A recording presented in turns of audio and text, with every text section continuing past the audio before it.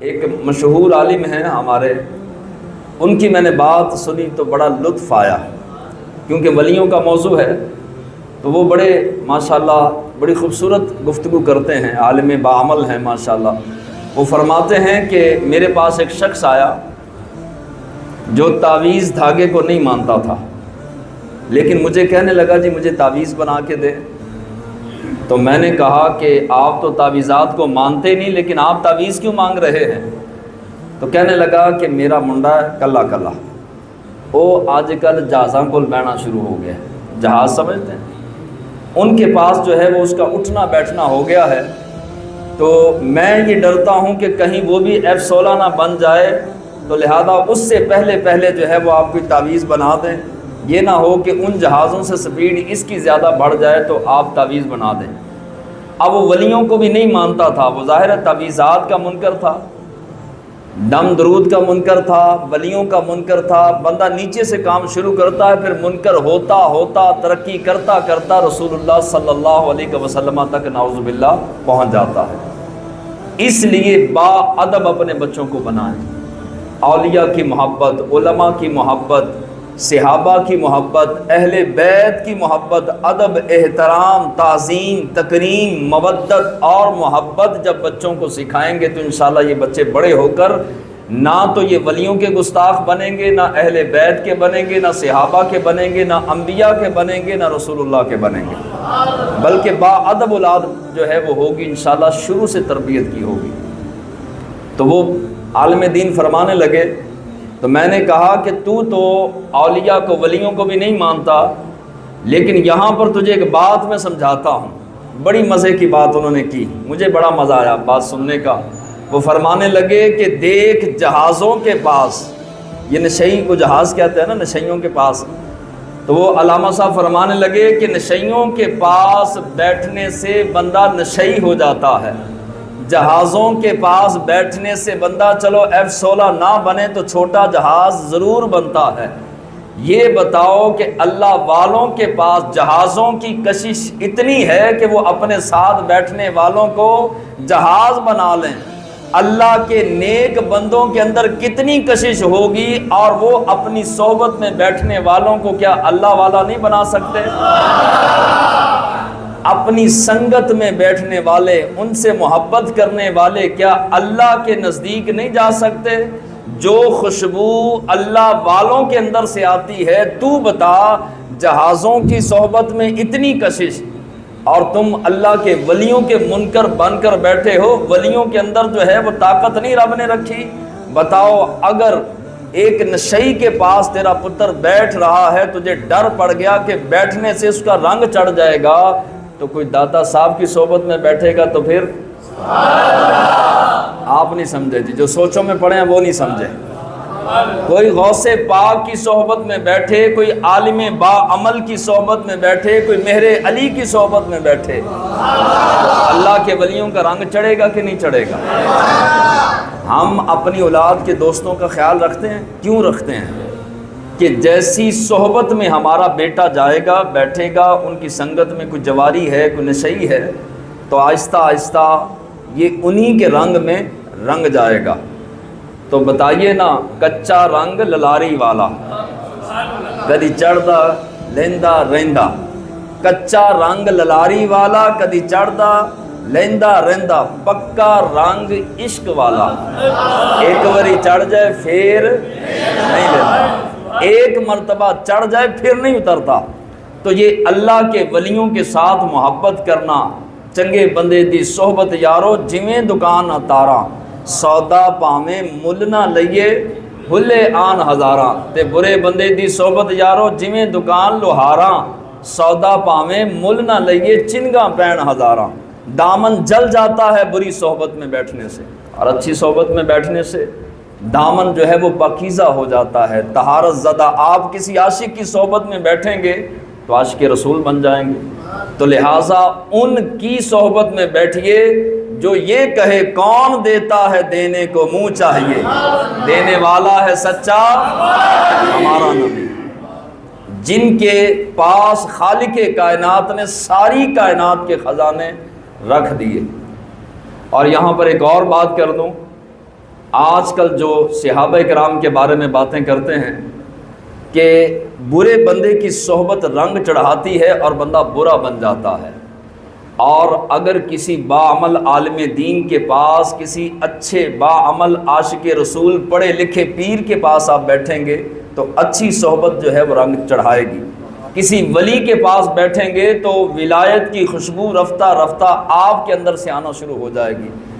تو یہ تو ہے نچلا معاملہ، نیچے والا معاملہ۔ بتاؤ ان کی شان، رتبہ اور مقام کتنا بلند ہوگا جو ڈائریکٹ رسول اللہ کی صحبت میں بیٹھا کرتے تھے۔ صدیق اکبر، فاروق اعظم، مولا علی شیر خدا، عثمان غنی، دیگر صحابہ جو حضور کی صحبت میں بیٹھتے تھے تو حضور کی صحبت کا رنگ ان صحابہ پہ کتنا چڑھا ہوگا۔ اللہ اکبر۔ تو اللہ تو جنتی جنتی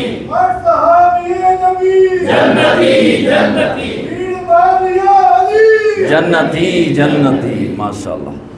تو صحبت جو ہے یہ بڑا رنگ دکھاتی ہے۔ آپ جس طرح کی صحبت اختیار کریں گے یا اپنے بچوں کو دیں گے، اسی طرح کی صحبت کا رنگ رفتہ رفتہ رفتہ چڑھنا شروع ہو جائے گا۔ تو صحبت ادارت القرآن آپ کو دے رہا ہے، تو ادارت القرآن کی صحبت میں رہیں گے تو انشاءاللہ نماز کے فرائض بھی آئیں گے، نماز کی شرائط بھی آئیں گی، واجبات بھی آئیں گے، سنتیں، مستحبات اور مفسدات، سارا کچھ آئے گا۔ وضو کا طریقہ بھی پتہ چلے گا، غسل کا طریقہ بھی پتہ چلے گا، کپڑے پاک کرنے کا طریقہ بھی پتہ چلے گا، اور کارپیٹ پاک کرنے کا بھی طریقہ پتہ چلے گا۔ سونا جنگل رات اندھیری، چھائی بدلی کالی ہے، سونے والوں جاگتے رہیو، چوروں کی رکھوالی ہے۔ اب جو ہے وہ جگہ جگہ ایمان کے ڈاکو اور چور کبھی فیس بک کے ذریعے سے، سوشل میڈیا پر بیٹھ کر گلیوں اور بازاروں میں ایمان لوٹنے کے لیے بیٹھے ہیں۔ تو اس دور میں وہی بچے گا جو احمد رضا کے قدموں کے ساتھ لگا رہے گا، تو بچ جائے گا۔ بڑے بڑے برج الٹ گئے اور بڑے بڑے شیر کہلوانے والے، شہنشاہ کہلوانے والے آج الٹے پڑے ہیں۔ کس وجہ سے؟ کہ دامن امام احمد رضا چھوڑا۔ امام احمد رضا بھی ولی ہیں، تو ولی خالی ولی نہیں، 150 سے زیادہ علوم آپ کو آتے ہیں۔ ایک علم ہے حافظ قرآن کا، ایک۔ دوسرا 2 سال پڑھیں تو بندہ مفتی بنتا ہے، 1 سال پریکٹیکل کریں، 3 سال یہ لگ جاتے ہیں، دوسرا علم۔ اور پھر تیسرا علم حدیث، علم نجوم اور علم نحو، علم صرف، اس طرح کر کے 150 علموں کا مالک، اس کا نام ہے امام احمد رضا۔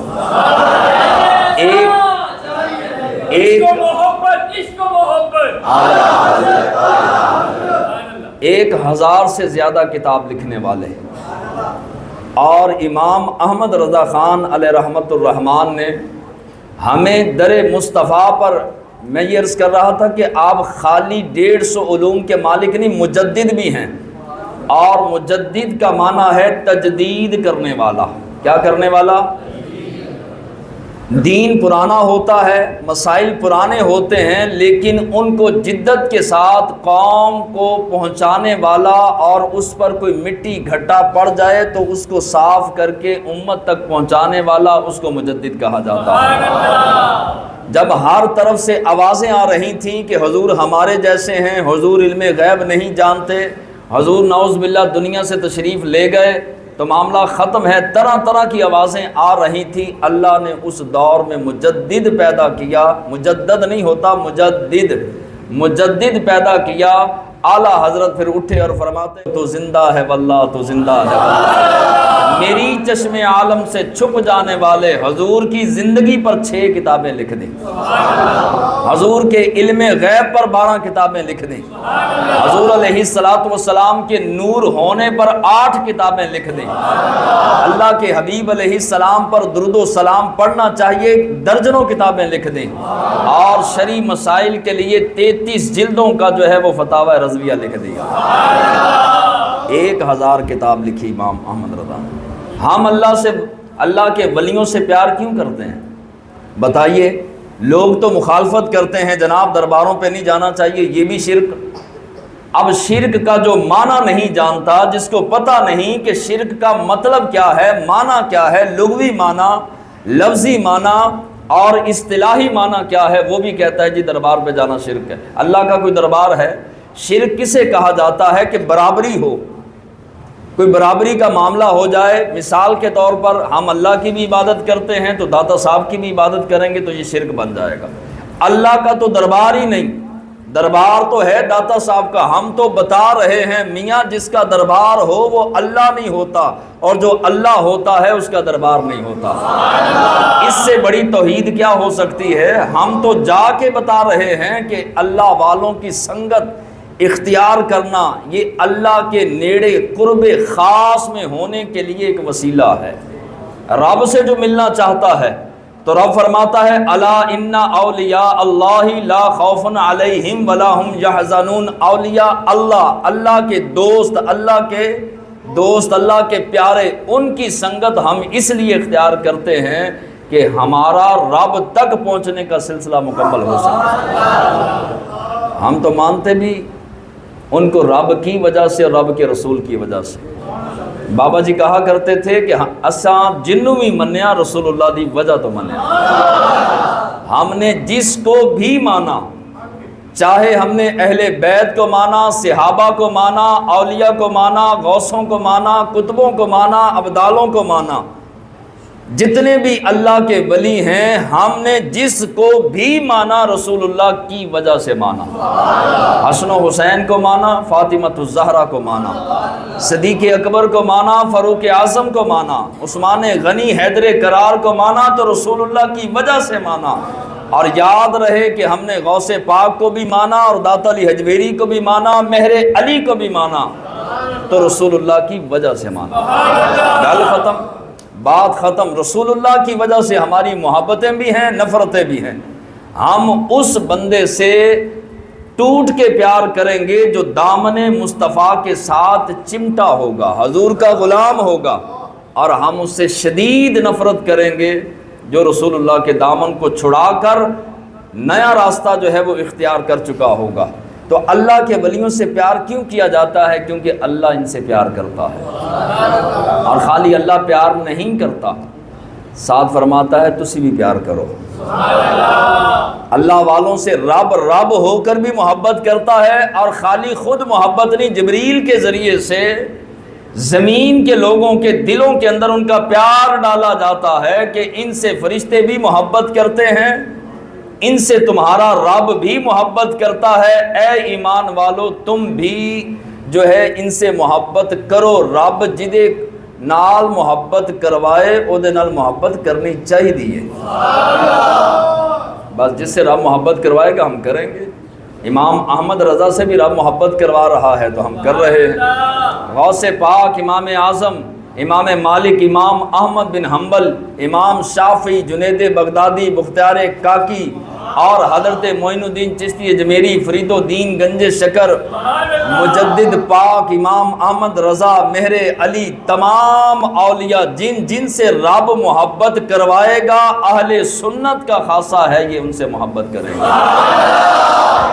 اچھا، محبت ہم کرتے کیوں ہیں؟ اس لیے کہ یہ داعین الی اللہ ہے، یہ اللہ کی طرف لے کر جاتے ہیں۔